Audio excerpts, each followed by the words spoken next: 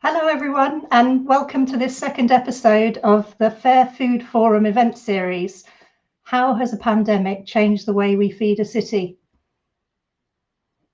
Brighton Hove has inspired this series with work that contributed to it becoming the first gold sustainable food place in the UK.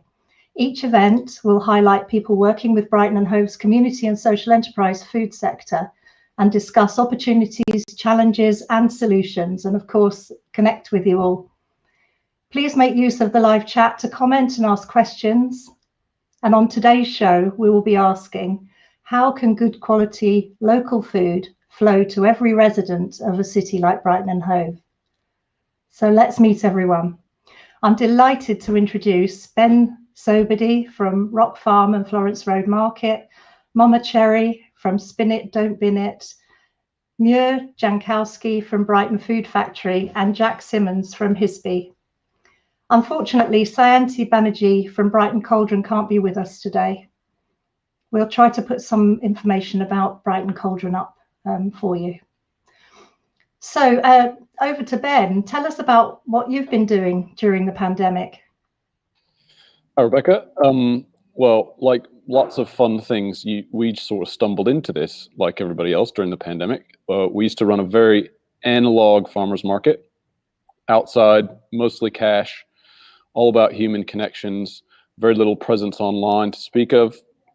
And when the first lockdown hit, we transitioned very quickly to an online-based veg box scheme, and that exploded. Our trade increased by about 6 times within a couple of weeks from where it had been, particularly for vegetables and local produce. And I think everybody knows it's been quite a demand for local produce throughout the pandemic.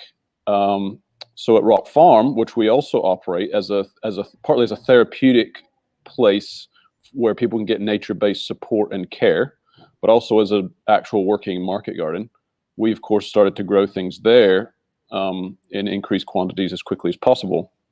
All of that has been very fun and exciting, and if you're an adrenaline junkie like me, it's a nice rush for a while.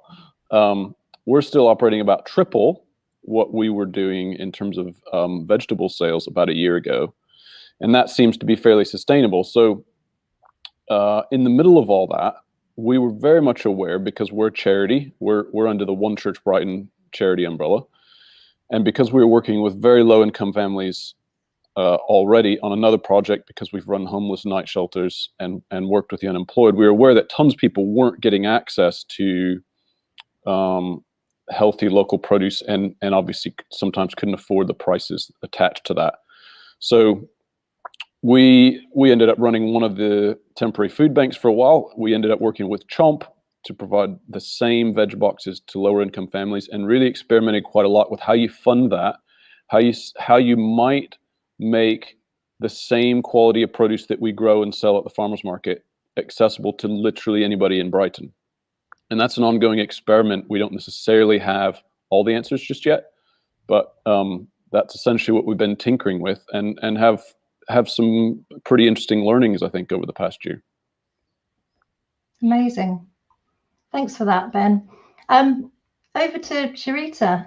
Chirita, tell us about what you've been doing.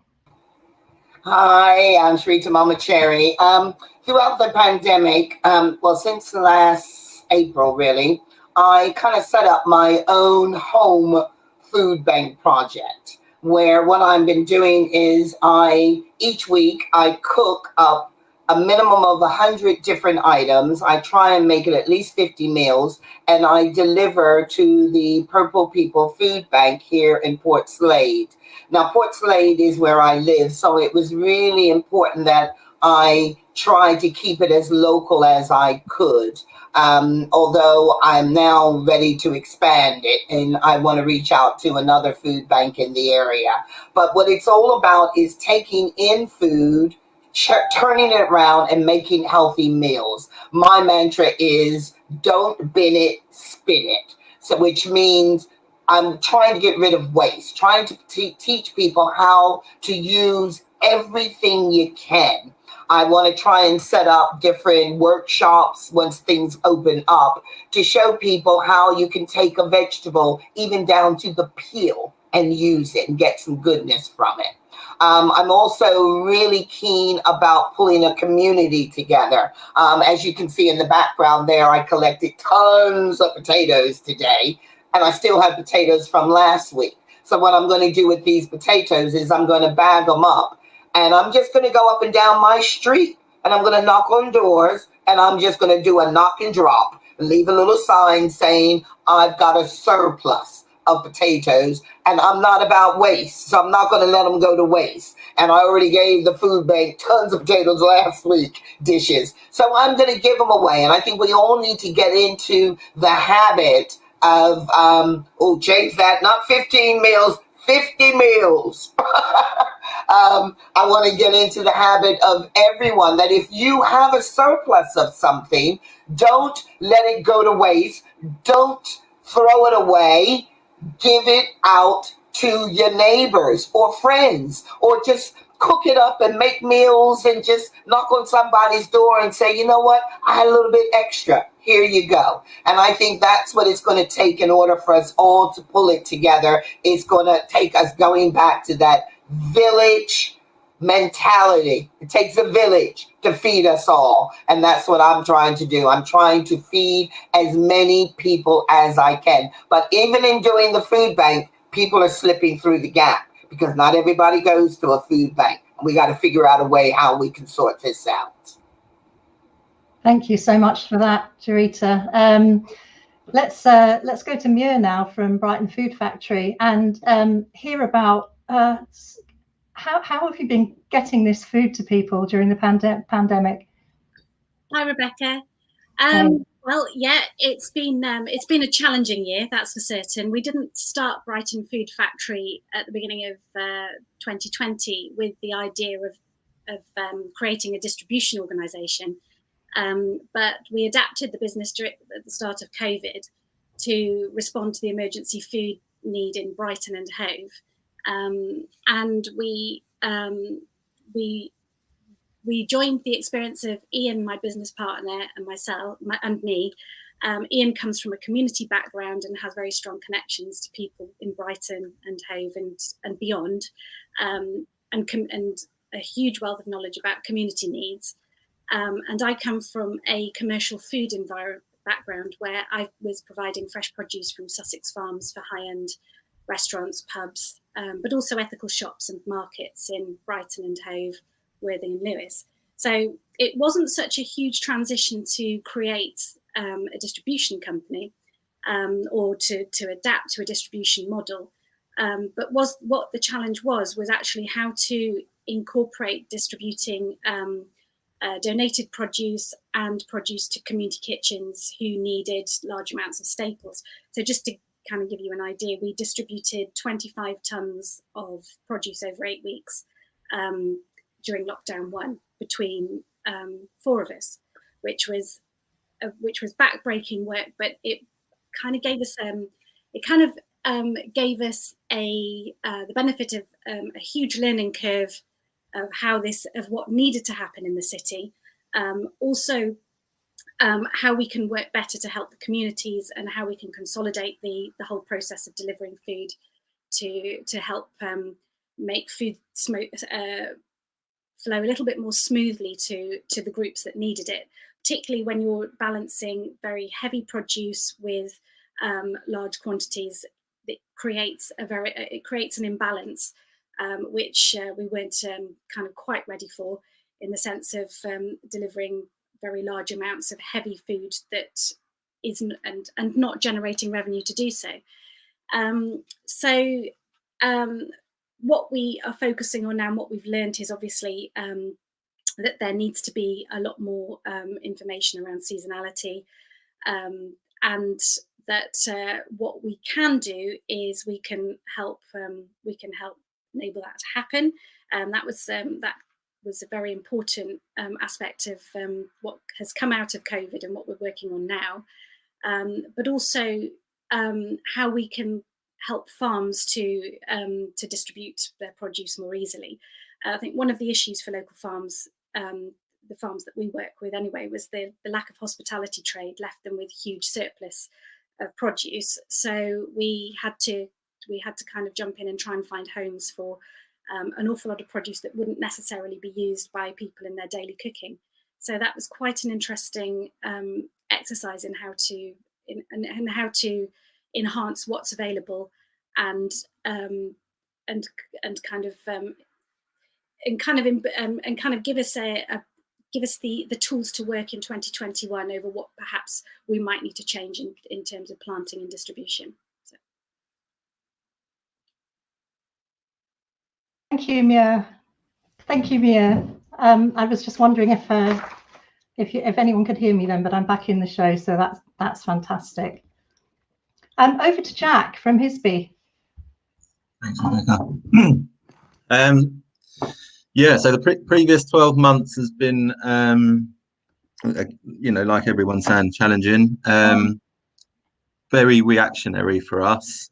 So this time last year, we had just successfully completed our crowdfunder, and we were signing a 15-year lease on our second site in Worthing. So, we were supercharged, super excited. We'd been waiting a long time for this to come off.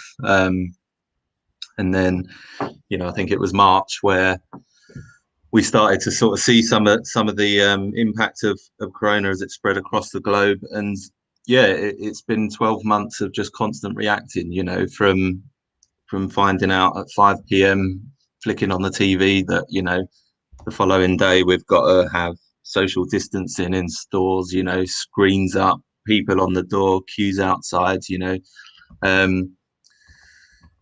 trying to make it safe for our staff.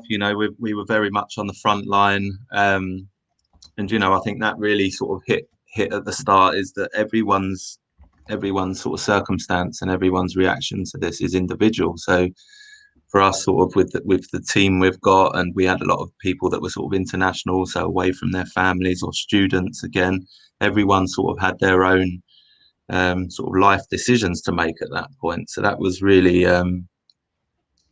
really difficult to sort of try and balance the running of a business versus the sort of the needs of the people involved. Where do we go from there? There was the panic buy-in that kicked off, and I think everyone, I guess the big supermarkets can profit from that. I think when you're a smaller sort of independent like ourselves, the energy that goes into sort of fulfilling that period for it to then drop off, it's that sort of unpredictable behavior that makes it really hard. You don't know where to invest your time and resources. You don't know your stock management, all patterns and trends that you sort of rely on suddenly sort of just went up in smoke overnight. But we settled into it, and we did have a really safe environment in our store, and we're really proud that we managed to trade through that period, and sort of keep the food flowing in the community. And there was lots of challenges. It wasn't financially it had a really negative impact on our business. We're not an online business. We don't have the sort of logistics to switch it into delivery, and we rely on volume. We rely on we're in the sort of center of Brighton, so we rely on that passing footfall from people commuting, studying. And that just disappeared overnight. So it was sort of about contracting as much as we could, sort of making use of the government support. But it was the timelines that made it impossible, to sort of think, well, were we in this for a month, or is this a 3-month thing? It was really hard to put any type of forecast and plan together. And then when there were big shifts, we went to summer where it was eat out to help out, and it was like, right, okay, well, the shackles are off, gear up the team, do this. We expected what we usually see in September after the summer, the holidays are finished, sort of the schools are back in, everyone's back in routine. You rely on that as a retailer, again, that's how you plan your trade and your team, but it just didn't happen. So it's been it's been challenging, and like Ben sort of referred to earlier, if you're an adrenaline junkie and you love this stuff, it's great. But I mean, 12 months of adrenaline is plenty. And then like I say, we'd signed a lease on a store, so it was sort of a, you know, there we were. We got a bit of relief from our landlords, you know, and from some of the council schemes that are out there. But you know, the reality was we had a store in Worthing that we were paying rent on, and so it was a bit of a twist situation for us, you know. Although what was going on in Brighton was unpredictable and quite difficult, we needed to get that store open in Worthing. So that's what we did. We decided to open our second store mid pandemic. The doors opened 3 weeks ago now, 16th of January. It's been really well received. You know, again, it's hard to make any sort of plans or forecasts because who knows what's going on, you know, when things will change, what patterns are normal, etc. And yeah, that's sort of been us for the 12 months, really. Reactionary 12 months. Thank you, Jack. Thank you. There's been some fantastic work done over the past year to make sure that good food flows through the city and into the mouths of its people. We know that sustaining social action is difficult following a crisis. And we also know that although the work you've done is amazing, there are still people falling through the gaps, as Mama Cherry alluded to. So let's hear how the local food system is working for everyone, including the producers and the suppliers. And in this section of the show, we're going to bring everyone back to hear about the challenges and barriers and some of the ideas to clear the way. If you're watching at home, please do send us your ideas. And let's find out what our panel's thinking. Ben, tell us about what gets in the way of food getting where it needs to be, and who's missing out, and what needs to change. That's a really good question, and a complex one. So I'm keen to hear from the other panelists about this as well. Of course. Certainly, cost is often immediately cited as a barrier to people buying healthy food or quality food, or certainly local food. I've always argued that some of that is a perception issue. People are often shocked to find out what I spend every week to feed a fairly large family on a meager charity salary. So if you shop in season veg, for example, from HISBE or from our farmers market, it's entirely possible to keep a very stringent budget. And that's something I enjoy talking about. But certainly some things are more expensive. Certainly when you get into meat and dairy and cheese and eggs and stuff like that, you can argue ethically those things should be more expensive because the supermarkets have distorted the marketplace. And so we as a charity, I saw a comment earlier asking how we stay afloat financially. Partly we're a charity and we can fundraise in addition to selling stuff. We as a charity are sitting somewhere in the middle where you're going, we're not wanting to play the supermarket game where the costs are distorted and they're not really accurate to what it costs to grow a head of broccoli. Equally, we're wanting to make food as accessible as possible. You know, we've worked with marginalized families and people on really low incomes for a long time. So how do you do that? And one of our sister projects, Chomp, has always just relied on funding, you know, foundation, government, charity funding to provide free meals and food for those families. But sustainably, how's a social enterprise at farmers market and with a farm behind that, do we actually look at sustainable ways of providing that food?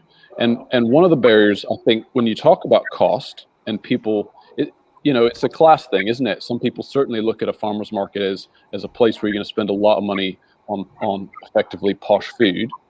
And we fight that perception a lot. But one of the things that you might argue at a farmer's market, there's a strong business case that lots of growers have been charging as much as possible for a long time because that customer base will pay for it.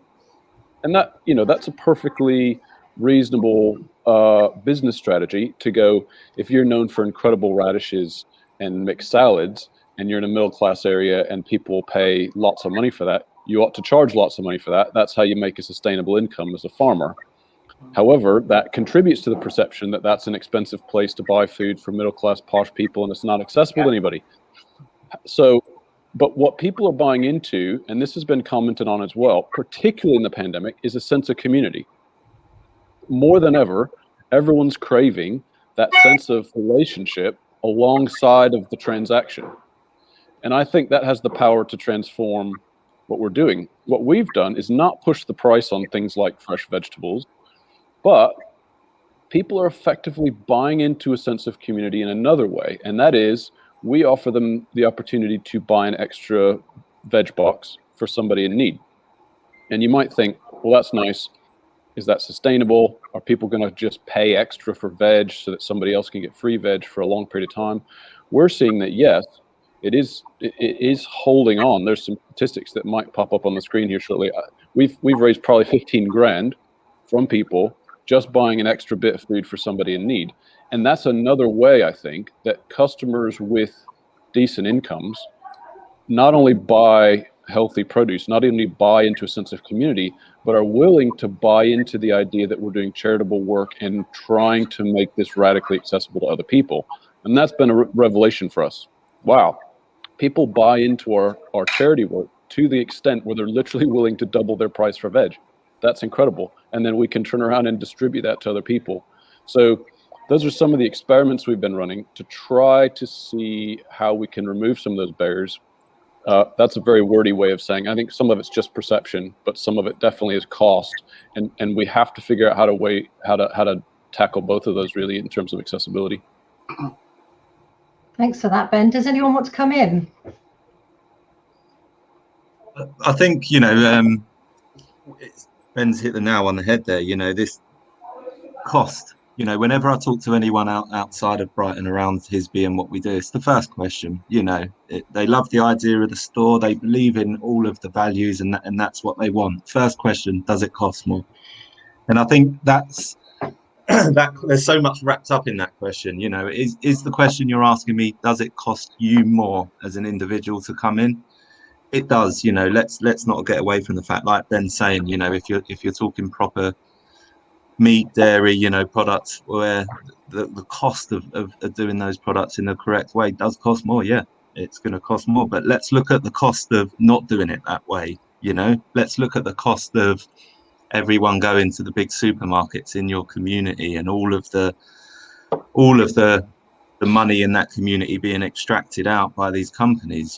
So it's really that sort of idea of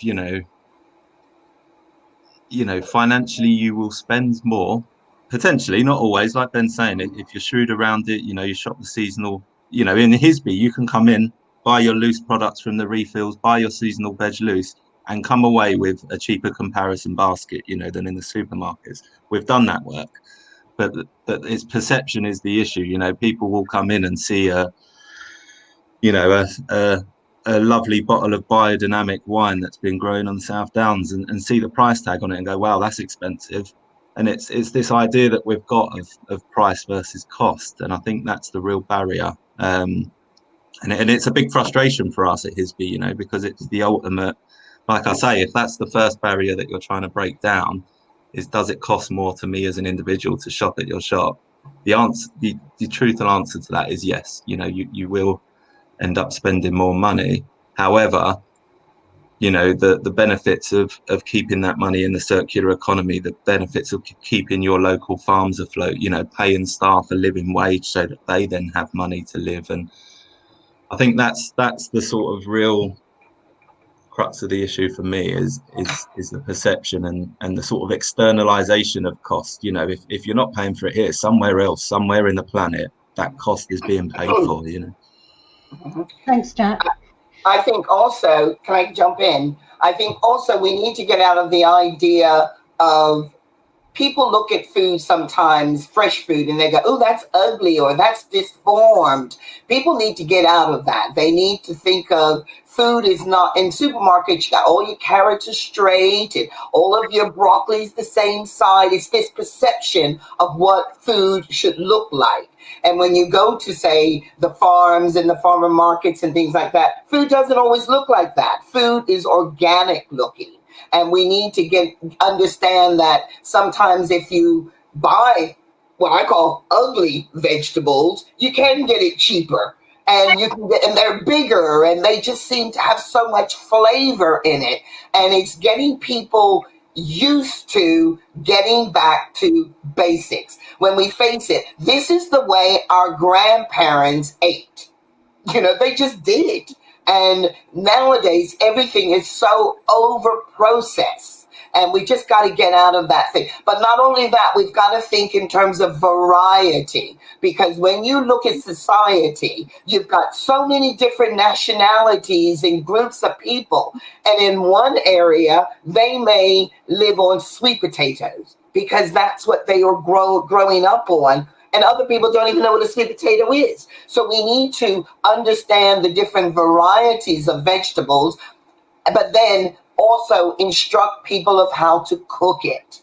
And because it's no good just giving them a strange looking vegetable if they don't know what to do with it. I get things in and I don't know what to do with them, but I ask the question, what is this? How do I prepare it? And then I just let my imagination go wild. And I think people need to let their imagination go wild and think about, if you got a potato, I want to think of 10 different ways I can cook that potato and not just boiling it and frying it.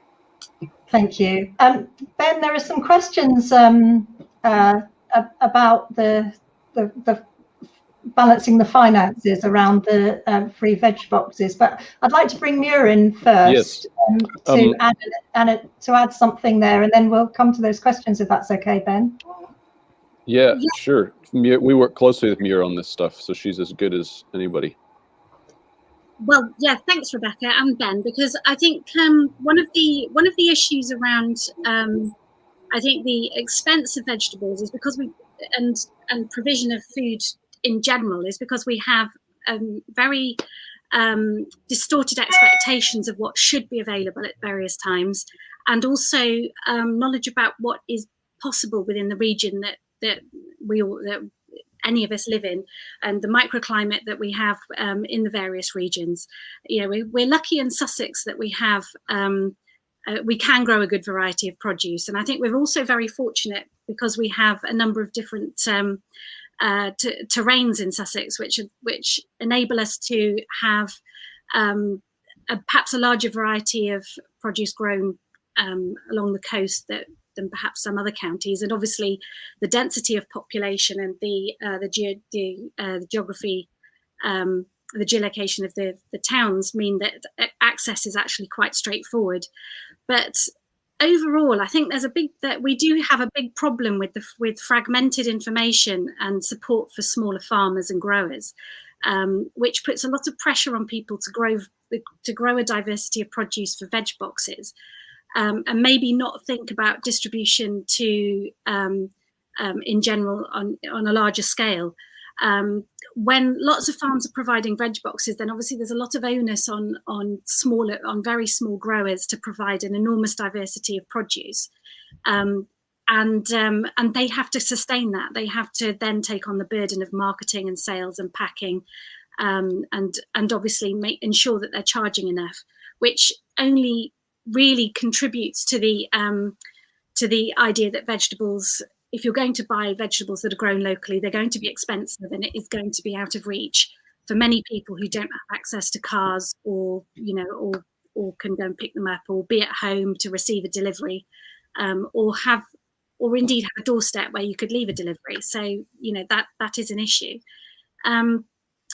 Also, I think the issue that if you'd asked me this a year ago, I'd have said one of the main issues was an aging farmer population as well. It hasn't been a particularly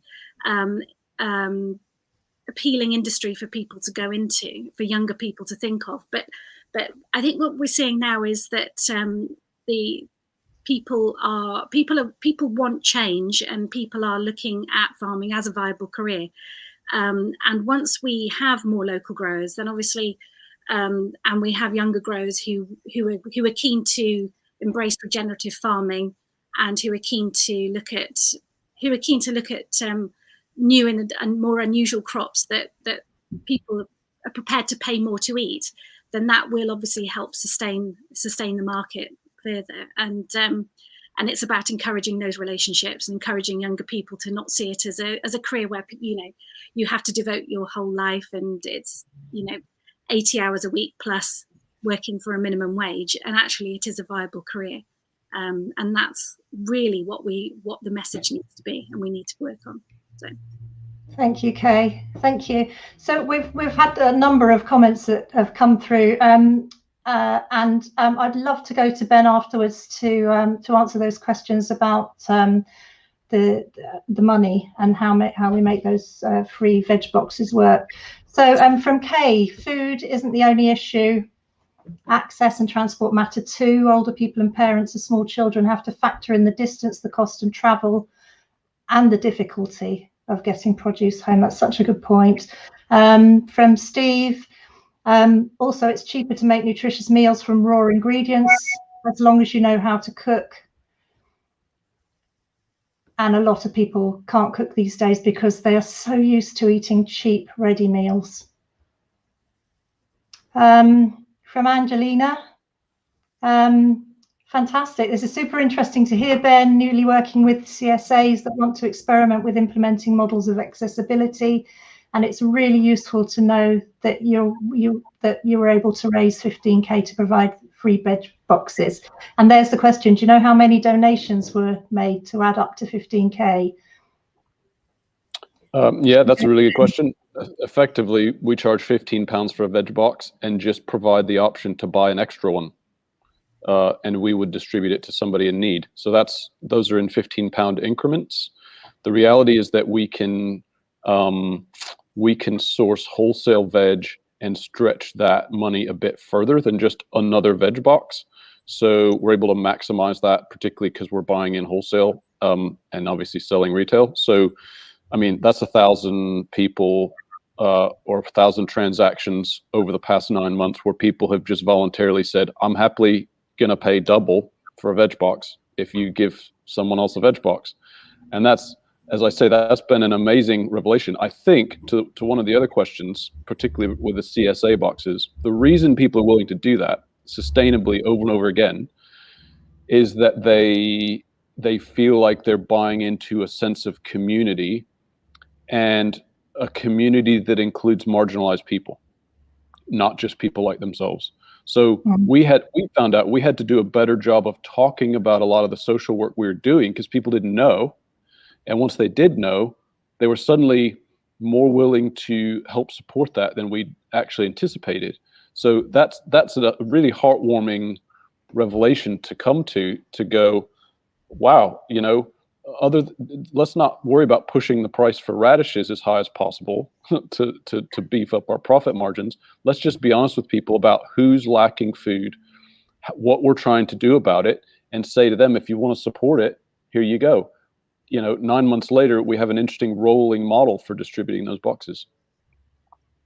Amazing. Thank you, Ben. I'd like to go to Chirita now and to ask about the barriers that you see in the system to good quality food getting to all people, especially of Black, Asian and minority ethnic origin. Well, I mean, I think a lot of it, Ben, it comes down to sometimes it's education, mental health, income. You know, a lot of people who are considered to be in different levels of education or money coming in. A lot of time, and it's also about pride. A lot of people have pride and they don't want to go to a food bank because then they think they're going to be judged and looked upon. And we've got to really kind of get out of this mindset because food poverty is out. It affects everybody, but a lot of times people assume it's only the lower class or the minorities who are sourcing these things. And I think there's a lot of people falling through the gaps because you've got a middle range group of income that don't quite meet poverty, but they're still single moms. There's a lot of single moms who are working and struggling to feed their families, but they don't qualify for these food banks. And we've got to find a way of taking that stigmatism out of it all so that people don't feel judged. And a lot of people feel judged And also it's about the variety. I've had people say to me, oh, well, the food is bland. I'm not going to a food bank because it's white people food. And it's not just white people food, it's food. But what you need to do is you need to look at it and you need to make a variety. You need to bring in some spices from the Caribbean, bring in some vegetables that you may not recognize, but that's what they live on. They love those sort of vegetables, pumpkins and different varieties of squashes and fruits. There's a whole bunch of fruit out there that people do not, if it's not an apple, a pear, or a banana, people think, oh, what's that? Oh, that looks strange. We have to take that away. Stop looking down on what other people eat.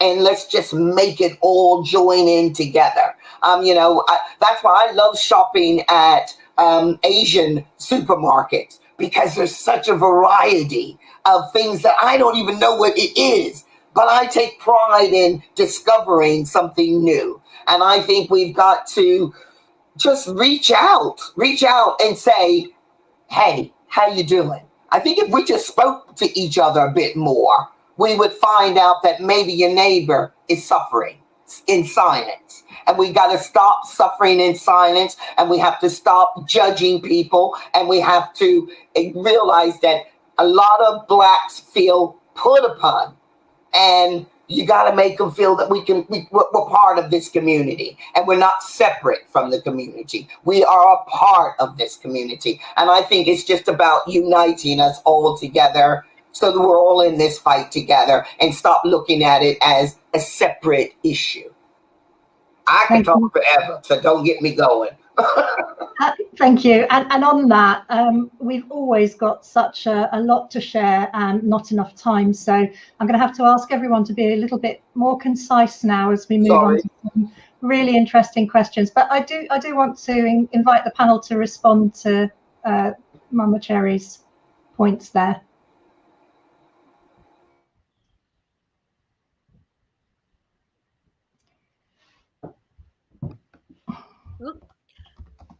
Yeah, I totally agree. It's about conversation, and all this all this starts in schools and with young people. I think absolutely breaking down barriers around food and reintroducing food as an important subject. Cookery, food is can be learned in relation to so many other things, whether you're incorporating it into languages or maths or any of the any other subjects, or through science. And so there's so many opportunities to add this as a subject for young people, to stop it being some kind of stigma, to stop the idea of what you're eating being or any stigma attached to food, and maybe to just encourage people to try different things, as you're saying about the wonky vegetables, and seeing these as just being normal veg. They don't have to be cheaper, they don't have to be labeled as wonky, they just are part of what we eat in our everyday diet. Fantastic, thank you, Mia. I would love to bring you back in, Mia, now, and ask about where the blockers are in the system. I think in the system, as I said before, it was very much about supplying produce locally and sort of breaking down some of the expectations about what should be supplied all year round, certainly post Brexit, when there's insecurity over what you can actually bring into the country, and we obviously are working on sort of making sure that the staples are all available. The staples that we have, our expectation of staples as being, particular things, certain types of greens, broccoli, cauliflower, carrots, potatoes, some of which are grown here during winter and some of which aren't, peppers, tomatoes, that people like to see all year round. So I think there needs to be a much more cohesive message around what is available, and less fear around what people can actually or cook or are prepared to cook. I mean, it's all very well supplying beetroot and swede to people out in this season. But if you're supplying to elderly people, then obviously there may be a problem with preparing things. They're also heavy to carry.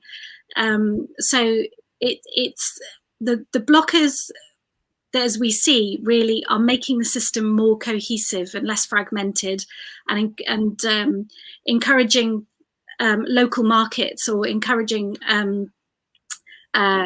or ensuring that we've got availability of produce for local markets. So there is access for people to pick up seasonal produce at good prices in their own area, and not have to lug it on 3 buses across a city, or, you know, or indeed have to have a car in order to be able to eat well. I mean, those two things should not be reliant one upon the other. Also, I think support for the farmers. This has been severely lacking in the terms of small farms being able to access additional staff to help on the farm, which is where I see the role of the distributors coming in, is to make, you know, is to obviously make this a lot more straightforward for people, for growers to have a one-stop sort of organisation to contact to be able to sell their produce, so that you haven't got multiple vehicles travelling around delivering things to a city. Climate change is obviously a big factor for smaller farms. You know, we're always battling against availability of produce, which is weather dependent, whether it's too wet or too dry or too hot or too cold. There's elements that obviously affect local food supply. And then, of course, the cost of supply could be lower if there was more general R&D into electric vehicles, and bringing down the cost of bringing produce into the city. At the moment, it's not really a possibility to have a large electric fleet. So, you know, these are all things that really, I think, we need a trickle down from central government in order to make this happen universally. Thanks, Mio. We're going to move on to those kinds of questions, but I know that Ben wants to come in. Yeah, I mean, to Muir's point about what you're hearing is that it's a complex thing, isn't it? The blockers are very complex. And Jack mentioned earlier how in the pandemic, suddenly foot traffic falls and challenges a business like Hisbys. Mama Cherry's pointing out that distribution and class issues and minority community issues can get in the way. What I take away from that is the system isn't built to sustain local farmers, actually, or to make sure everybody's got access to this quality of food. The system just isn't built for that. So I'm fascinated to find ways of rebuilding a system, at least locally for Brighton, that actually works for everybody.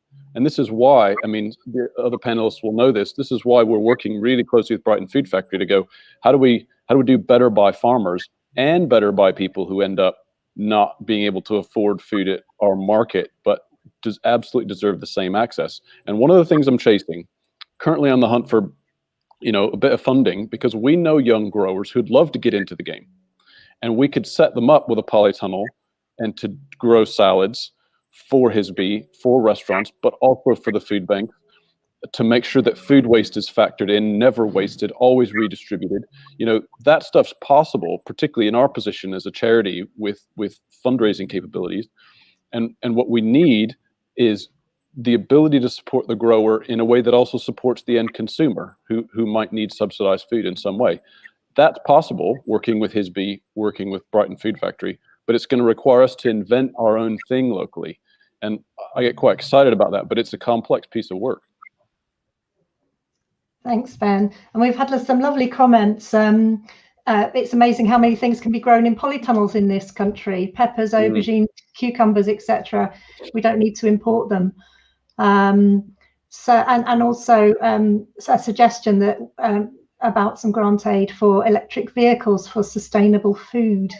So where we might find that. Jack, coming to you, is there anything that gets in the way of Hisbys being able to operate in the system?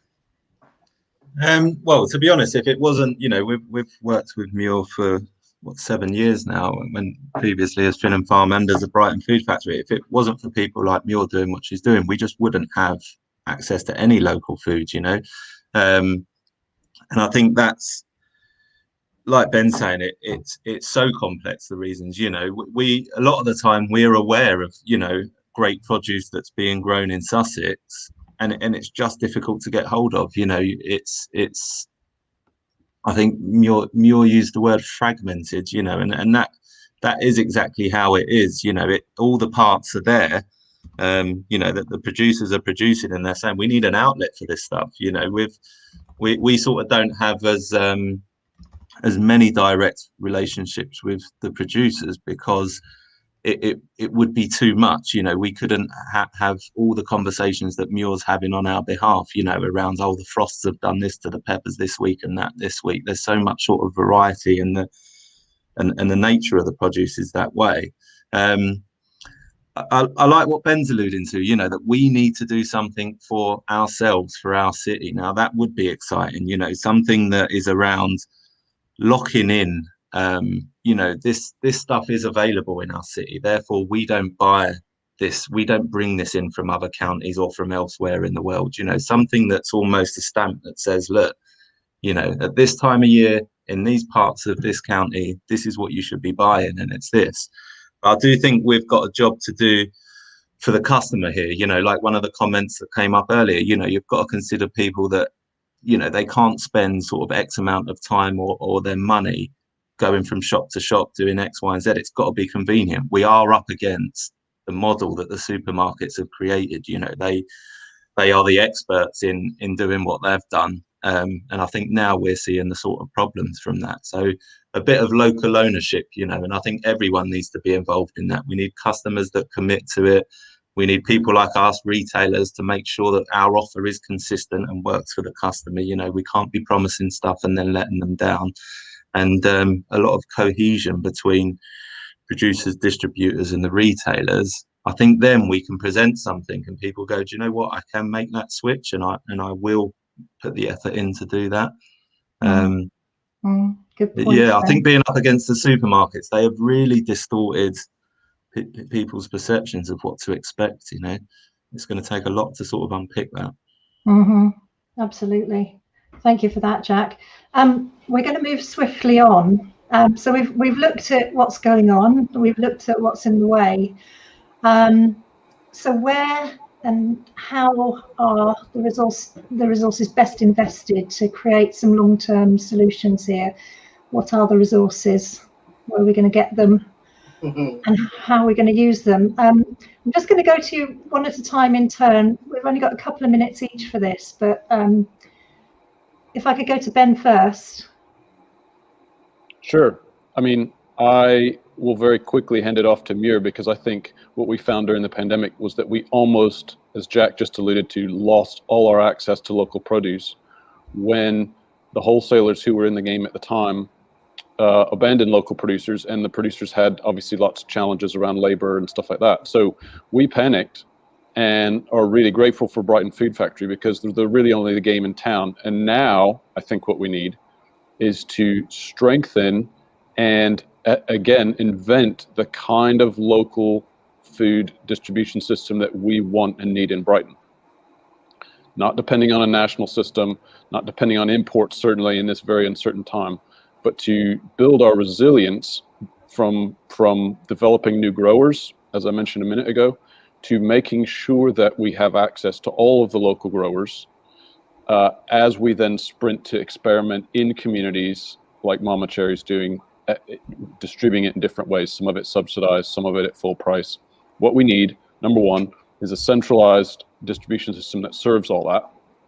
Then you start picking off, we need another salad grower who grows sustainably and affordably. How can we do that? We need another operation in Whitehawk that distributes food that's a part of the community and gets past some of these pride issues and class issues and affordability issues that are a barrier to people. We'll start picking off those things one at a time once we have the central hub nailed down, I think. Fantastic. Thanks, Ben. I'm going to go to Chirita next. Well, I mean, what we need, I just think we also need the government to step in and help out in times like this, but not just in times like this, but to continue it. This needs to be, I hope that this conversation doesn't stop when the pandemic is finished, because food poverty won't stop then. This has to be an ongoing situation that we all have to continue to pay into, you know, and I just think we just need more government assistance. Thanks, Chirita. And over to Muir.